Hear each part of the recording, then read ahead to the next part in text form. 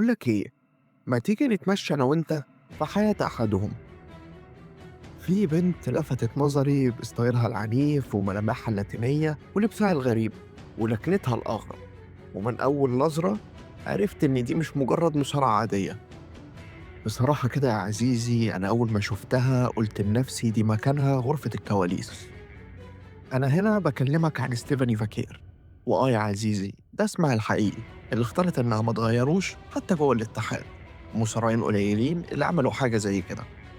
جاهز يا صديقي ندخل غرفة الكواليس؟ يلا بينا. ستيفاني اتولدت في مارس سنة 93 في مدينة اسمها سانتياغو في تشيلي. ستيفاني كان عندها شغف بالمصارعة من وهي صغيرة، لكن مش كل حاجة الواحد بيعوزها بيلاقيها. للأسف يا صديقي ما كانش في اتحادات مصارعة في تشيلي كبيرة، وفرص إنك تكون مصارع في تشيلي تكاد تكون معدومة. لكن هي قالت تجرب، بدأت تتدرب مع كم مدرب محلي كده في بلدها. زي كده يا عزيزي ما انت تنزل الجيم اللي جنب بيتك. في 2013 اتسجل أول ظهور لستيفاني، كان في اتحاد مصارعة في تشيلي اسمها لوتشا لايبو شورت، وظهرت باسمه مستعار اللي هو دارك أنجل. عايز أقول لك إن الموضوع ما كانش سهل خالص، دي كانت بتلعب في الصالات بتاعة المدارس، وأوقات ما كانش بيبقى في حلبات أصلا، وكانوا بيعملوا الحلبة عبارة عن مراتب فوق بعضها. بعد فترة من التدريبات ستيفاني قررت تاخد خطوة فيها ريسك كبير. ستيفاني قررت إنها تجمع كل قرش قدرت تحوشه، وقررت تسافر المكسيك عشان تتدرب هناك وتحاول تدخل في أي اتحاد مصارعة في المكسيك. على فكرة الخطوة دي مش سهلة خالص يا صديقي. تخيل إنك تاخد شقة عمرك وتقرر تسافر بلد محدش يعرفك فيها ولا أنت تعرف حد فيها، وتروح تجري ورا حلمك ويا عالم هتنجح ولا لأ. ستيفاني بعد ما سافرت دخلت في كام اتحاد مصارعة كده على الماشي، بس اللي فادها إنها جات لها فرصة إنها تتدرب على إيد ناس تقيلة في المكسيك زي التريكو ونيجرو كاساس. يا رب أكون نطقت أساميهم صح. دول يا معلم كده زي ما تقول معلمين في المصارعة وناس تقيلة جدا، وستيفاني كانت محظوظة إنها تتدرب على إيديهم. ستيفاني قعدت حوالي 5 سنين تقريبا في المكسيك، شهرت هناك جدا ولعبت في اتحادات كتير وأثبتت نفسها، لكن برضه ما كانش ده هدفها الحقيقي ولا حتى جزء منه، ده كان مجرد البداية. فاكر يا صديقي في فيديو ريا ريبلي، الفيديو اللي أنا لسه منزله ده، ريا ما قررت تطور من نفسها راحت فين؟ طيب أنا كنت متأكد إنك مش عارف لأنك ما شفتش الفيديو. عموما أنا مسامحك، مش مشكلة، أنا عارف ضغوطات الحياة. تقدر تشوف الفيديو من علامة الأي اللي فوق في الشاشة، اتفرج عليها يعجبك، وهسيب لك اللينك بتاعه تحت في التعليقات، وما تفوتش فيديوهات تاني بعد إذنك. عموما ريا عشان تتطور قررت تسافر اليابان، وده نفس اللي عملته ستيفاني. ما تستهونش يا عزيزي باليابان في المصارعة، اتحادات المصارعة في اليابان من أهم الاتحادات في العالم، ومصارعين كتير جدا كلنا بنحبهم اتدربوا ولعبوا في اتحادات اليابان، زي ايجي ستايلز وناكامورا وفين بالور وبرونسون ريد وغيرهم كتير. ولو عايز ندخل حد فيهم غرفة الكواليس اكتب لي تحت في الكومنتات. المهم، ستيفاني قررت تمشي على نهج الناس دول وتسافر اليابان وترسك للمرة التانية في حياتها، وقررت تروح تتدرب وتدخل اتحادات مصارعة هناك. ستيفاني قعدت في اليابان حوالي سنة ولعبت في اتحاد اسمه ستاردوم، واشتهرت هناك جدا والناس حبوها وفرضت نفسها عليهم. مش هنقف كتير في اليابان لأن ده يعتبر كل اللي حصل هناك.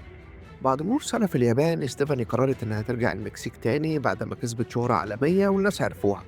ده غير إنها اتدربت تدريبات صعبة جدا وطورت مهاراتها في الحلبة. اللي جاي في قصتنا يا عزيزي يعتبر الانفجار لستيفاني فاكير، فجهز حاجة سخنة تشربها عشان الأحداث هتختلف تماما. ستيفاني بعد ما رجعت المكسيك دخلت هناك أقدم اتحاد مصارعة في العالم، CMLL. عايز أقولك إن الاتحاد ده زي تريد مارك في اتحادات المصارعة، طلع ناس كتيرة موهوبة ومشهورة. ستيفاني مضت للاتحاد ده في سنة 2019، ومن هنا كان بداية ظهورها الفعلي. ستيفاني قعدت في الاتحاد ده لمدة 5 سنين، قدرت في الفترة دي تحقق ألقاب زي التاج تيم وزي لقب العالم للسيدات. ستيفاني يا عزيزي كانت أول مصارعة تشيلية تفوز بالألقاب دي، وأول مصارعة تشيلية تدخل الاتحاد ده أصلا. في 2024 حصل ماتش بين بطلة اتحاد اليابان ال NGPW وبين بطلة اتحاد ال AEW، والفايز كان هياخد الحزامين. كان ساعتها ستيفاني بطلة اتحاد اليابان، وكانت مرسيدس موني بطلة اتحاد ال AEW. لحظة، لحظة، لحظة، أنت مالك يا معلم في إيه؟ هو مش أنت بتقول إن ستيفاني دي بتلعب في اتحاد في المكسيك؟ إيه بقى اللي جاب المكسيك لليابان يا أخويا؟ صديقي، أنا أحب فيك تركيزك. اعذرني، أنا هشرح لك. في حاجة اسمها Forbidden Door أو بالعربي الباب المحرم. الباب ده يا عزيزي هو عبارة عن مصطلح اتحادات المصارعة سموه بيه، وهو إن ما ينفعش مصارع بيلعب في اتحاد معين يروح يلعب في اتحاد تاني. كل اتحاد ليه المصارعين بتوعه. لكن في 2024 الباب ده اتفتح، وحصل شراكة بين اتحاد ال NGPW واتحاد ال AEW، زي الشراكة اللي موجودة حاليا بين اتحاد ال WWE واتحاد التريبل اي اللي معمول دلوقتي. الشراكة دي بتسمح إن يحصل تنقل للمصارعين بين الاتحادات اللي موقعة الشراكة. وبسبب الشراكة دي اتحاد ال AEW قرر يعمل ماتش بين بطلة اتحاد اليابان وبطلة اتحاد ال AEW، وكان عنوان الماتش وينر تيكس اول.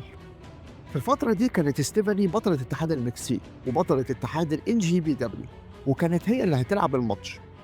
وبطلة اتحاد ال AEW كانت هي مرسيدس موني، واللي أنا وأنت عارفينها باسم ساشا بيانكس.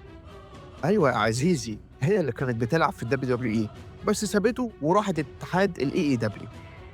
عايز أقول لك إن ليلة الماتش ده اتسمت بالفوربيدن دور، ودي كانت اللحظة الحقيقية اللي جمهور المصارعة في العالم هيتفقوا فيها إن ستيفاني دي ليها مكانة أكبر من اللي هي فيها. عايز أقول لك إن بعد ماتش عظيم حصل بينهم إن ستيفاني خسرت الماتش، ومع إن خسارة ستيفاني كان إحباط للجماهير، لكن هي ما خسرتش كل حاجة. ستيفاني رجعت المكسيك وهي خسرانة ماتش، لكن رجعت وهي في إيديها عقد رسمي من الدبليو دبليو إي عشان تمضي معاهم. في الكواليس بتاعة الماتش كان شون مايكلز وتريبل اتش مركزين مع ستيفاني فاكير، وشافوا فيها الموهبة وقالوا إنها ليها مستقبل كبير وهتبقى صفقة كويسة لو ضموها للاتحاد. لكن على فكرة مش هم بس اللي كانوا مركزين معاها، لأ، ده كمان اتحاد ال AEW عرض عليها عقد برضه. توني خان ما بيصدق يلاقي حاجة ال WWE عاوزاه يروح ناطط فيها. عايز أقول لك من كتر إن ستيفاني ما صدقتش نفسها أما ده حصل، خدت القرار بسرعة هي والاتحاد عشان يمضوا لل WWE قبل حتى ما اتحاد المكسيك يعمل سيناريو عشان تخسر اللقب بتاعها. هي سلمت اللقب بتاعها ومضت للاتحاد وسابت اتحاد المكسيك ومشيت. ما كانش فيه يا عزيزي وقت لكتابة سيناريو والكلام ده، وقطر ال WWE بيجي مرة واحدة، يا تلحق وتركب يا تاخدها كعابي. ستيفاني بعد ما مضت للاتحاد ودخلت قسم التطوير المصارعين وتأهيلهم اللي هو ال NXT، ال WWE عملت حركتين عشان يلفتوا انتباه الناس ليها. الأولى إن شون مايكلز نزل تويتة لستيفاني وهي بتمضي مع العقد، والتويتة دي اتشهرت جدا والناس اتفاعلت معاها. والتانية إن الاتحاد خلى أول ظهور لستيفاني يبقى في قلب البلد اللي اتشهرت فيها وهي المكسيك. كان في عرض NXT في المكسيك بيتلعب في الوقت ده هناك، وستيفاني سجلت أول ظهور على شاشات الاتحاد في العرض ده. الجمهور أما شافها في ال NXT اتفاعل معاها بشكل غير طبيعي، لأن طبعا هم عارفينها وكانوا بيشوفوها كتير، لكن ما كانش حد متوقع ظهورها هنا وفجأة كده. ومن هنا بدأت رحلة ستيفاني فاكير جوه اتحاد ال WWE. ما تفتكرش إن الموضوع خلص هنا.